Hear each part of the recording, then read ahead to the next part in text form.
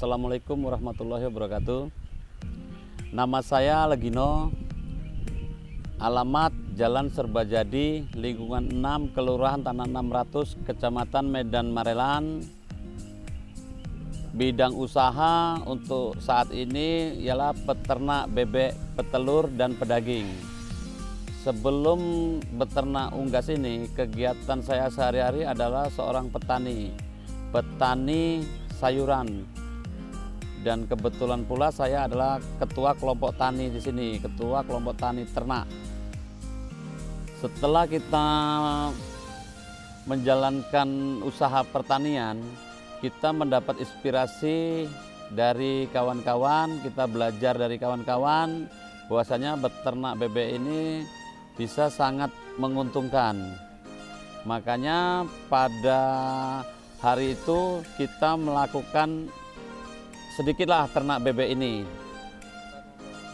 Pada saat itu kebetulan saya adalah ketua kelompok tani ternak Barokah. Kita dibantu oleh Dinas Pertanian Kota Medan. Pada waktu itu kalau tidak salah itu berjumlah sekitar 400 ekor.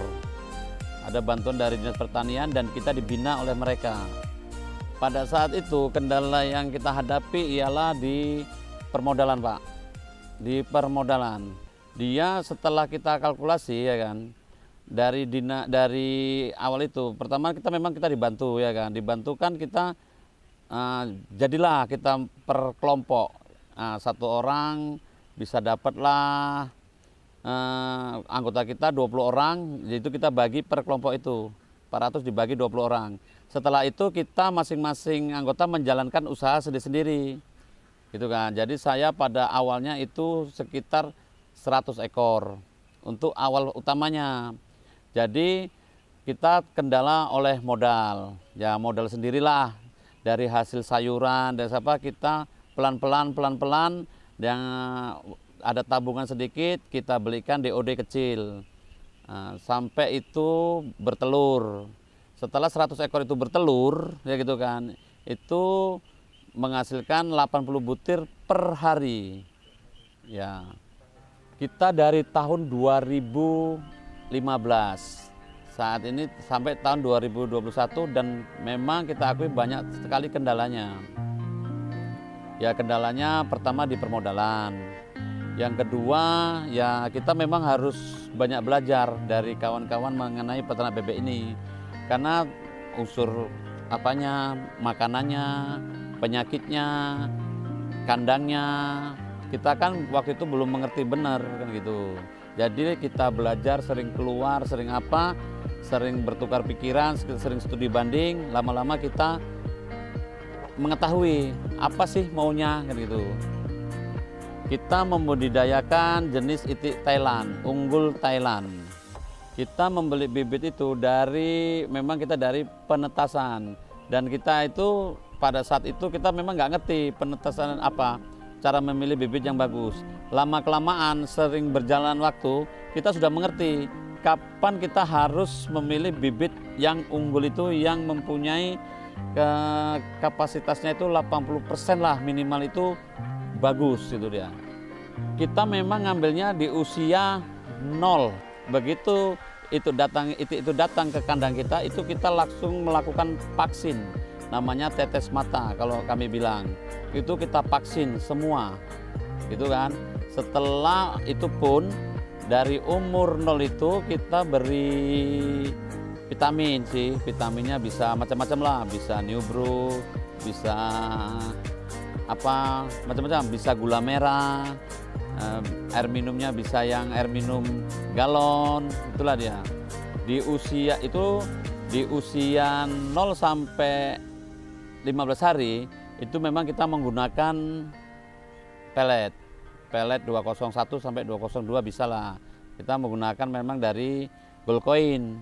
Setelah umur 20 hari itu bebas kita menggunakan katul, segala makanan bisa. Tapi kalau yang kita lakukan saat ini, kita menggunakan katul dan ikan itu setelah umur 20 hari.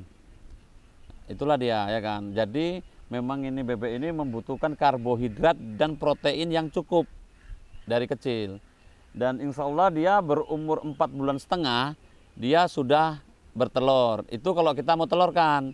Tapi kalau kita mau potong daging, itu umur 2 bulan 1 minggu itu udah bisa kita jual. Kita potong itu dengan bobot berat 1,3. Nah, itu kan tergantung perawatan dari awal dia. Kalau perawatan dari awal itu cukup nilai gizinya, yang kami alami ini dari kandang ini kan rata-rata dia bisa mencapai 20 bulan. Dari awal itu sampai 20 bulan bertelur dia bisa. Itu dia memang ya jadwal makan itu harus pas dia. Air minum itu harus memang ada tersedia. Dan kandang itu harus tetap kering dia. Nggak boleh lembab karena kita intensif. Nah, gitu kan. Dan obat-obatan itu minimal dia kan, yang kami lakukan itu penyemprotan kandang itu pakai kalau kami pakai Backlin, kalau apa pakai Dispestan itu ya sebulan sekali kita melakukan penyemprotan. Dia ukurannya per ekor itu kalau kita pakan beli semua per ekor sampai bertelur itu yang udah kita jalani itu 70.000 sampai bertelur per ekor.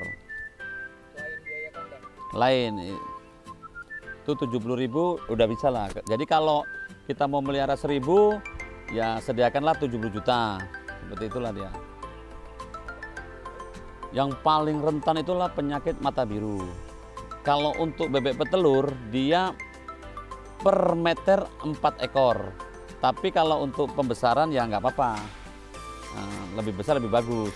Apabila akhir nanti ya kan itu kotoran bebek ini bisa kita manfaatkan, kita jual ke petani. Itu ya nilai ekonomisnya cukup lumayan lah. Waktu telur ini harganya murah, bisa mencapai 1.000, itu kita semana kita supaya bisa bertahan. Dan yang ketiga, kalau sempat kena penyakit mata biru itu tadi, itu sangat fatal sekali. Pada saat itu masih pertama kita ada pengepulnya. Kalau saat ini kita di rumah orang sudah datang masing-masing karena orang itu sudah mengetahui. Karena kan di sini nggak semua orang bisa beternak. Karena pakannya kan terlalu mahal kalau nggak tahu gitu dia. Karena kita ini memang organik ini. Ya kalau dulu sedikit, alhamdulillah sekarang bisa makin lebih banyak. Itu aja. Kalau kita 80% lah dia. Umpamanya ternak kita yang besar itu 1.000, ya 700 butir ada gitu. Setiap hari, setiap pagi. Ya banyak mitranya, banyak. Ya masyarakat yang belajar ternak banyak. Ya dari adik-adik mahasiswa, dari anak-anak sekolah, dan dari kawan-kawan yang luar daerah, yang dari Aceh, ya datang juga kemari, sekedar belajar. Ya mereka silakan aja datang, bicara-bicara, langsung dia kemari, tanya-tanya gitu aja. Untuk masyarakat sekitarnya, kotoran ternak ini, dari kotoran bebek ini, tainya ini, dengan harga pupuk yang mahal seperti ini, bisa dimanfaatkan oleh petani-petani sekitar kita ini. Belajar, yakin, niat, dan giat bisa bermanfaat untuk masyarakat sekitarnya. Bisa membuat orang senang. Kalau dulu pertama-tama ya diri kita sendiri, niat kita. Setelah itu kebetulan kita ada niat, kebetulan ada dari Dinas Pertanian itu, dari peternakan itu ada bantuan sedikit, ada disitulah awalnya, dan kita terus terinspirasi, belajar dan terinspirasi sampai sekarang ini. Ya harapan saya dari ternak ini kita bisa mencukupi kebutuhan kita sehari-hari. Pesan saya ya pertama niat dan mau bekerja, mau berusaha, mau mencari pakan tambahan. Utamanya niat dulu, baru modal, itu aja.